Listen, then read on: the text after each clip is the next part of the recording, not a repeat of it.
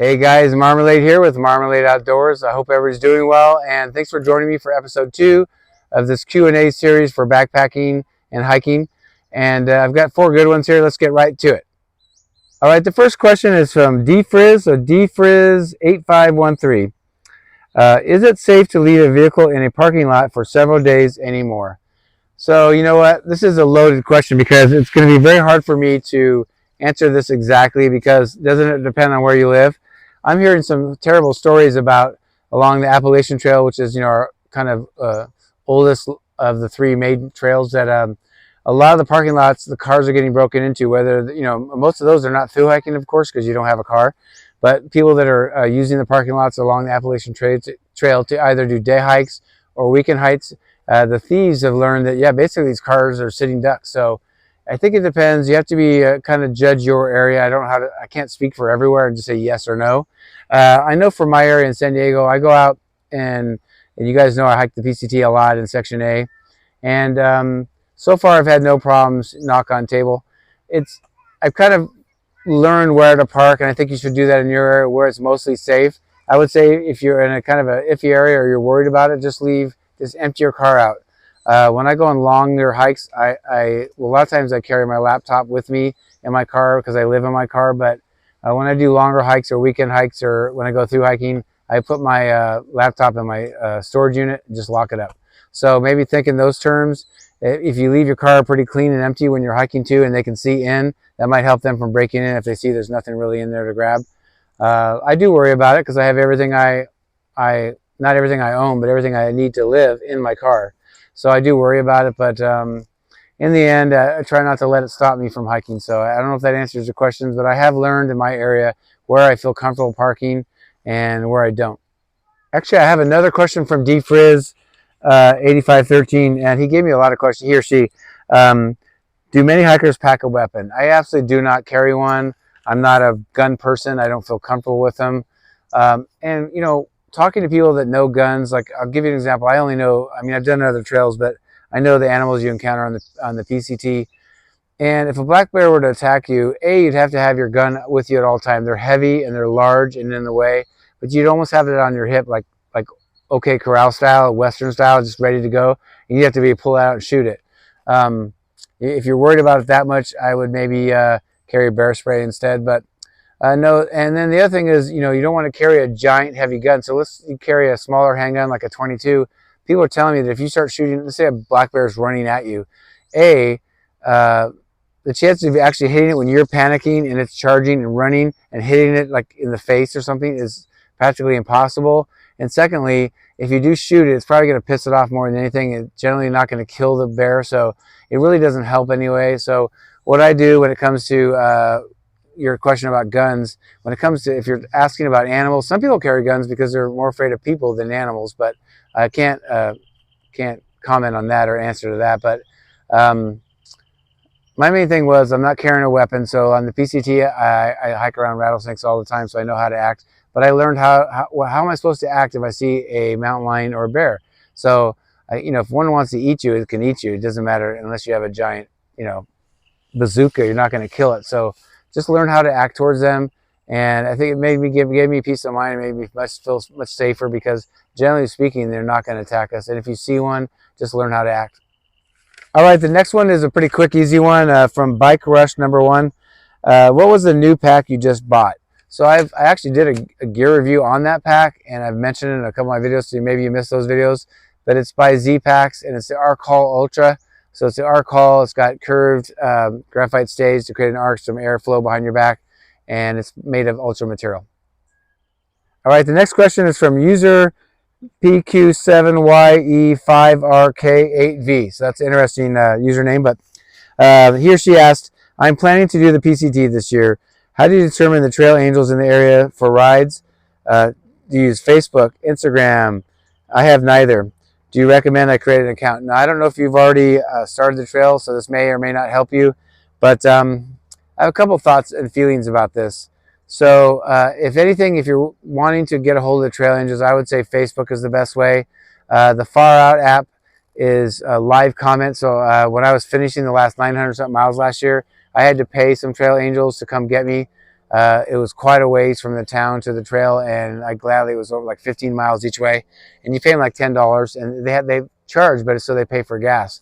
Um, but I was able to look in the app, like, you know, let's say I was in a 120-mile stretch over 4 days or something.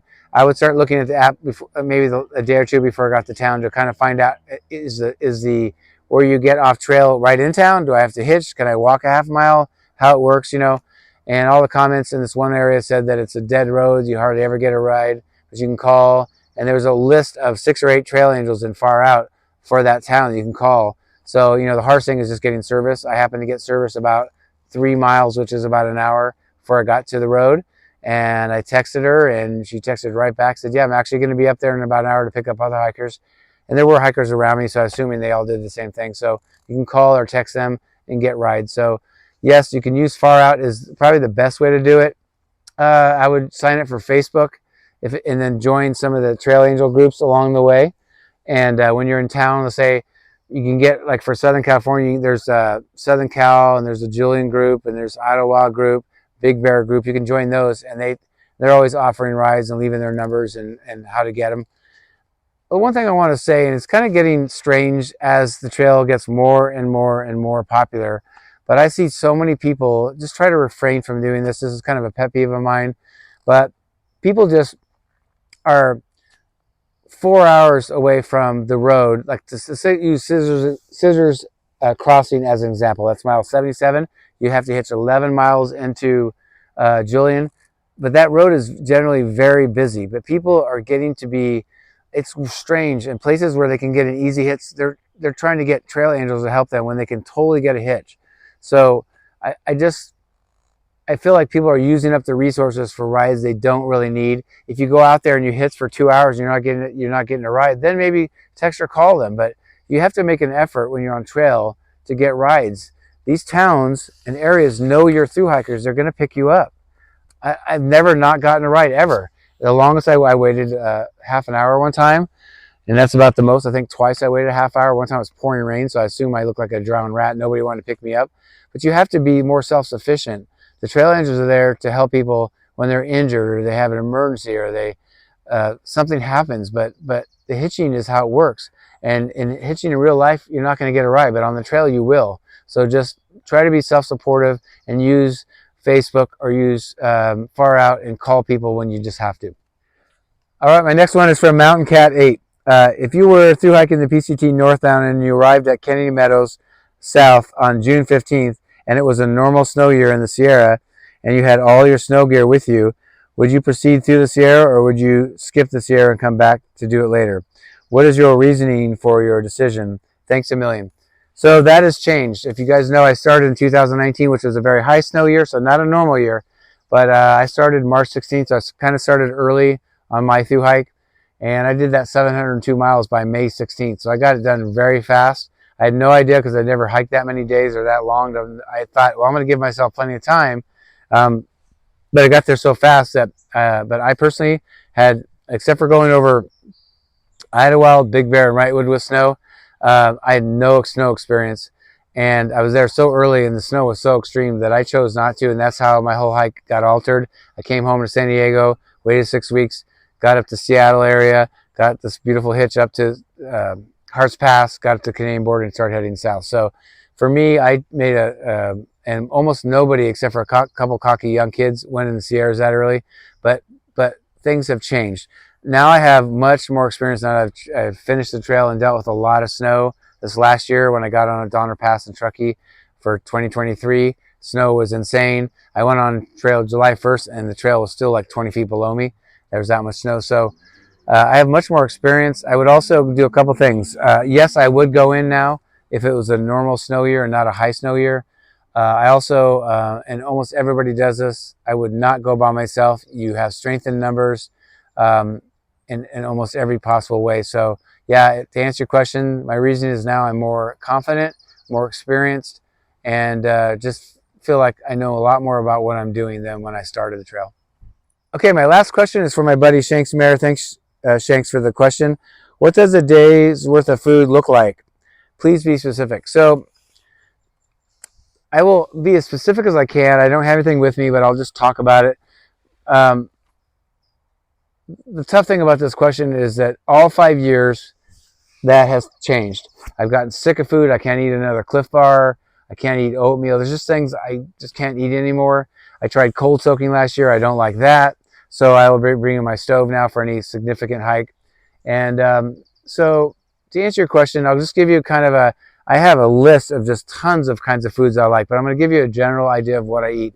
Now, when I first get on trail, I always lose my appetite, so I bring less amounts of food. As I get hiker hunger, then that increases. But like, let's say for a normal morning, now remember I used to do coffee now. I had some kind of heart palpitations and heart issues, and when I had an echocardiogram, I had all the stuff done and found out it was just too much caffeine. So I'm now, unfortunately, I drink coffee every day, but it's decaf. So I'm not getting jacked up on caffeine on trail anymore, which is a bummer. I really like getting that in me early in the morning, but you guys know I carry a water chest bottle. So now my plan for breakfast is to, when I can, have some kind of breakfast powder shakes in the morning, some liquid shakes. So I'm getting hydrated with water, and I'm getting some nutrients and protein in me. Then the next thing is when I'd like to get a few miles down the trail and then have some breakfast. I like to get out and get going, because when I first started hiking, I was very slow. It took me an hour and a half, 2 hours to get out of camp. Now it's like 20, 25 minutes. So get 2 or 3 miles out of camp, then have breakfast, and everything from Pop-Tarts. I like to have Pro Bar or bars that I still can stand. Another thing that I did one year when I did the Sierra part of the PCT was, if you can resupply yourself, is cereal in a bag, and then I put a half a packet of Carnation Instant Breakfast in there. It acts as powdered milk, and get some vitamins in there. So basically, I'd have a Ziploc freezer course bag with some cereal or granola. I put a half a pack of the Carnation Instant Breakfast in there and zip it up. And then all you do is add some filtered water in there, stir it with my spoon, and eat it, and that was my breakfast. So that's actually one of the things I like. When I did the Sierras, I had 3 different kinds of cereal, so I didn't get sick of it. One of the 3 were granola, and the other 2 were cereal. So I think the other one of them was Raisin Bran, and one was like Frosted Flakes. So that's kind of what I do for breakfast. I've gone away over the years. I no longer, at least for now, do a designated lunch, to have actual lunch stuff. What I plan is to have bars. I have potato chips, which are good for potassium and salt. Bars. I do like salami and cheese, and sometimes crackers and things like that. But what I do now is just, every few hours when I stop for a break, I just snack. I like all kinds of nuts. I'm trying to think of dried fruit, like Cheez-Its, things like that. Tuna packets are good on tortillas, let's say. Peanut butter and jelly, things like that. Dried fruit, if I didn't say that already, things like that. Just things that are easy, not too heavy, small, and that I can just eat. I'm trying to think of some random things that are also snacky, like Cheez-Its and summer sausage and yogurt covered pretzels. And then anyway, so all kinds of snack things that I can still withstand. Dinner, I do like a cooked dinner. I really realized it last year. And you can only afford so many mountain houses and stuff like that. Those are getting to be, all those kind of feast rate meals are between $10, $11 up to $15 per. So on a through hike, like if I do the JMT this summer, I might be able to buy enough to have really good pre-made meals like that before. But on trail, it was always ramen based. There's instant potatoes. I did a lot of wraps, which was tortillas with meat and cheese, things like that I didn't have to cook. That's really nice. Instant rice, Nor's rice pasta sides, couscous, things like that. And so, you can get away with making a little cheaper meal and then add things to it. I used to buy packets of meat, or those tuna fish packets, or chicken pieces and stuff like that, and add it to that. And sometimes when you're getting first on trail, you can carry out some fresh stuff like avocados and fresh things and vegetables, and maybe a bag of spinach, the things you can add to your food. So that's kind of it. I always like to have dessert, which is Snicker. I like gummy anything. Last year, my thing was gummy anything. I like hard candy, stuff like that. But that's about it. I hope that answers your question. But my taste, it's really hard to say a specific thing. This is what I do, because my tastes continually change, and what I like and dislike. And sometimes when you're on trail, you see somebody eating something, you're like, oh, wow, I never thought of that. That's a great idea. So you adopt something new. But right now I happen to be planning the JMT hike, and what I'm going to bring and I want to make sure I tend to lose my appetite and get sick of things. So I want to make sure what I bring I really like and will eat. All right, guys, that was like 5 or 6 questions. I thought I had 4, but I had, I think, 5 or 6. So thank you for those questions. I'm looking for more, guys. Thanks for those questions, by the way. So give me more if you have some questions about, it could be about, diet, or how do we get the trail? How do we navigate the mental and emotional side of backpacking, or just something that you've been thinking about. There are no dumb questions, so please ask away. And if I use them, I'll give you credit in the video. And make sure you also subscribe and like this video if you enjoyed it. And hit the notification bell in the upper right if you want to be notified every time I have a new one. And until the next one, we'll definitely see you down the trail.